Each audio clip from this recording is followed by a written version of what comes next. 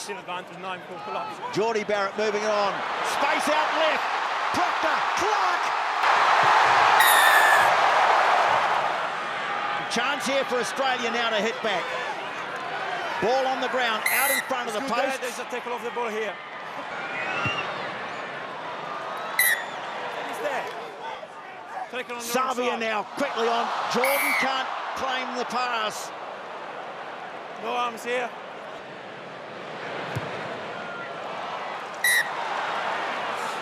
Roigard. He stopped just short. They have another go, and they're in.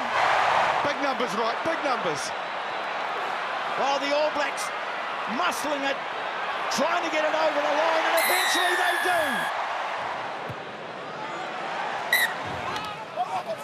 Eventually they go down to the back. The All Blacks contested, but now they've got it, the Wallabies. All Blacks looking to hold them up. Keep it up, Ford, keep it up. Oh, this is good defence of the maul from the All Blacks. Now breaking away is Ikitau. Geordie Barrett stops him just a metre short, and there's a try.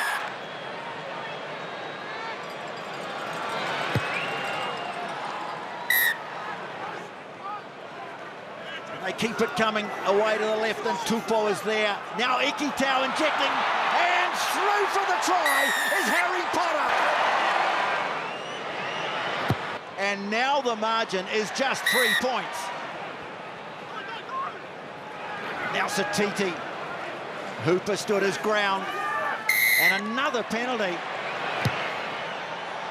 Crowd like it. Up go the flags. The hands! On the wrong side. Now Tupaia bustling through the first tackle. But McWright, look at him, stationed over the ball. No, illegally. And go on the ground first.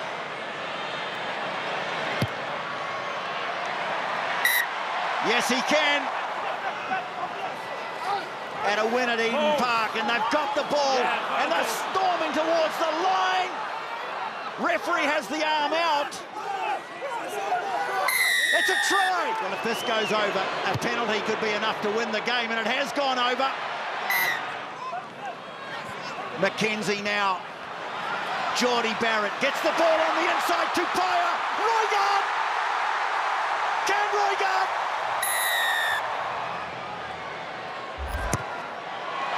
Over it goes. Mackenzie's got it, boots it into touch. And the Bledisloe Cup will stay with the All Blacks in 2025. Yeah, I'm proud of the way we stayed in the fight. I thought, 2 points to go, 2 points in it with 10 to go, we're right in the fight. And after being 20 points to 3 down again early on, again, it was on the back of a number of penalties. When we got our chances, we didn't quite find touch with a couple of them, which are our access points. But geez, we put a couple of really good attacks together. Great driven maul at the end to get within 2 points. And now the positives, we've got to keep building on those positives. The negatives, we just got to look back at some of those penalties really, because they're what really hurt us.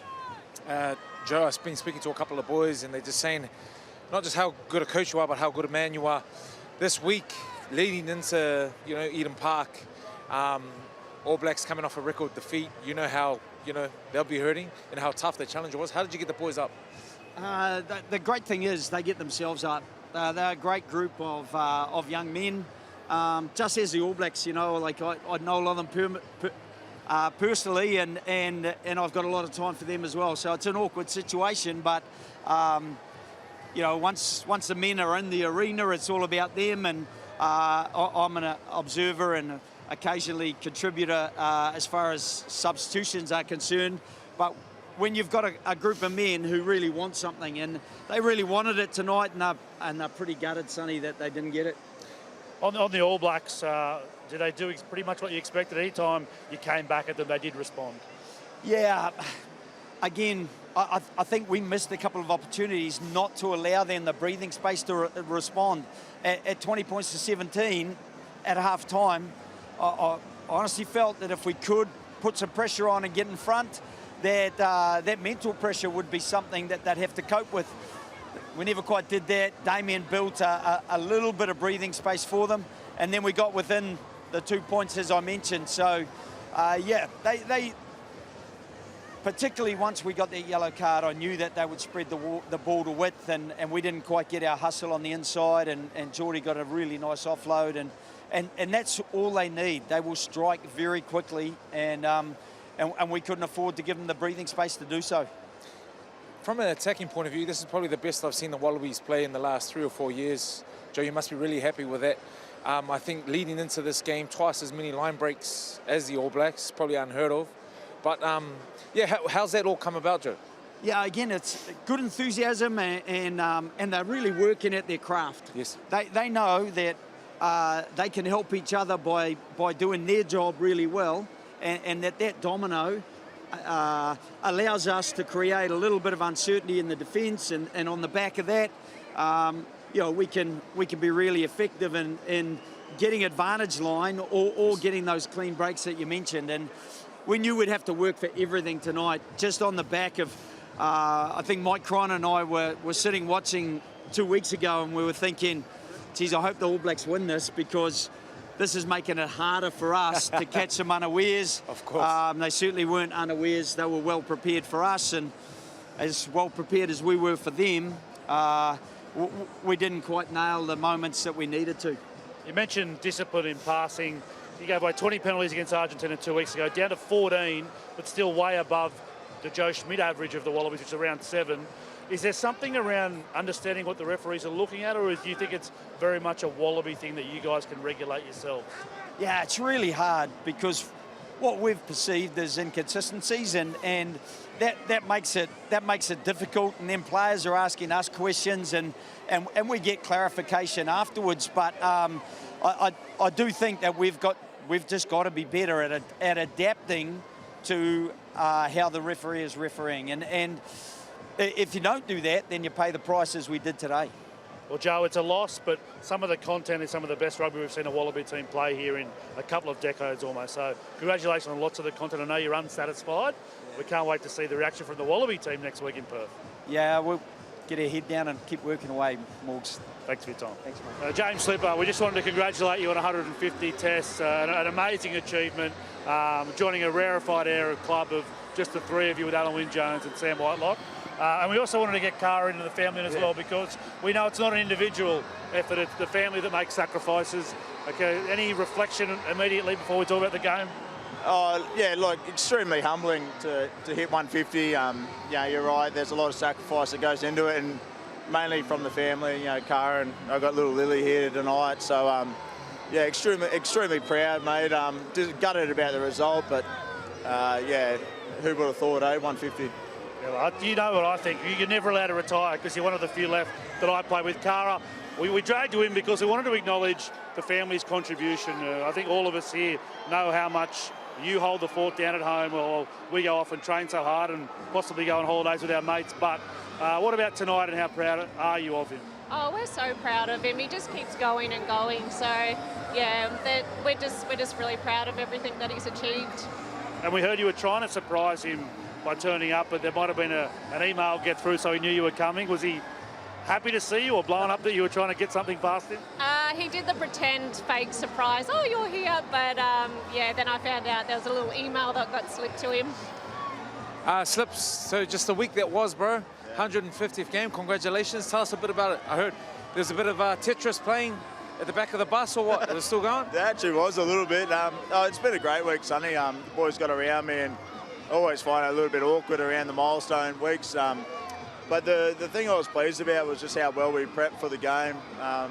It wasn't just my milestone. We had Ryan on debut and Tatey on his 50th as well. So we really wanted to prepare well for this game and represent those boys as well. And to our credit, we did that tonight. We just probably didn't get the rub of the green a bit. And yeah, the ABs were too good. Yeah, you said that the ABs are too good, but they just seem like, we're looking at it and analysing it, one of the better performances from a Wallabies team in a long time at Eden Park. Get back to 2 points, the destiny of your match in your own hands. Is there still encouragement from the fact you're able to go so close and go toe-to-toe for so long? Yeah, like there is encouragement. We wanted to come here and win. We wanted to break the hoodoo, and it's not to be clearly, but where this team is going and where we've come from is chalk and cheese, really. Like, there's a lot of belief in the group. We're working hard. We're preparing well. the group, the future's bright for this group. We just got to keep that belief, keep working hard, and we've got another game in Perth, which we're excited about, and we're going to go up against another good All Black team. Cara, sister, I think it's 179, is it the record, the world record for? He's got another 29 games in him, or what, sister? Oh, I think so. What is it, 2 years till the World Cup? Yep. You just don't want him at home, do you? I don't know if we know what to do with each other then. Well, no, not the result you wanted tonight, but a monumental achievement that everyone back home is so proud to watch you do your thing in the Wallaby jersey for so long. To Cara, you, the whole family, all your family that have supported you all the way through, congratulations and our best wishes, mate. Yeah, thanks, mate. Thanks, guys. Got on the field maybe a bit earlier than you thought. What was going through your mind when you saw Tate go down with the hamstring? What's the message you got and how to lead the team around the park? I didn't actually see him go down. I was warming up down here and just got the call, and didn't really think about it too much. Just got on there and got straight into it. Made an error pretty much straight away, so I was disappointing. But look, I just got into my game, and the boys are so good. You know, I've been around the group for a little while and felt quite comfortable out there within the group. So I enjoyed it, even though we didn't get this disappointing result. I always love hearing, the week that is leading into your Test debut, but no bigger game than coming to here, Auckland, Eden Park. How was the nerves this week, bro? It was pretty tough. I was probably more nervous at the start of the week, to be honest. I sort of couldn't get to sleep, really. So struggled there a little bit, but once I got through training, got some good reps in there at training, and like I said, this group, welcomed me the whole time I've been in here, really. So, felt quite comfortable out there, and I was just excited. You've spoken like a Test vet, man. Tell me a bit about that game. There was a lot of, pros, obviously some cons out there, but a lot of pros from you guys tonight. It was there for the taking. Well, that's what it looked like from the sideline. I think that's why it's so disappointing. We came out there in the second half and we had a real shot there, and then, we missed a breakdown there, and then we went 3 back-to-back penalties, and the All Blacks got down and took away some points, and it's just those small margins there, and then our discipline continually let us down. So, look, it's stuff we've got to look at, our breakdown, and we had a bit of shape. We got ourselves back into it through the grit, and we spoke about that at half-time, and we just couldn't get there in the end. I think your brother has come over to watch. Who's here supporting you to see this debut? I've got my brother, my parents, my grandparents, my partner, and her parents made the trip over as well. So, super grateful for their support. Particularly my parents. I wouldn't be here without them, and they travel all around to watch me, and I've made them wait for this one, but it's a special one. Well, Sonny was joking about it, but you built a body of work that meant it was only a matter of time that we saw you in this gold jersey. We thought you played outstanding, especially in the second half when the Wallabies roared back into it. So congratulations on becoming a Wallaby. We're going to see you in plenty more, and also congratulations on the effort tonight. Thank you, I appreciate that.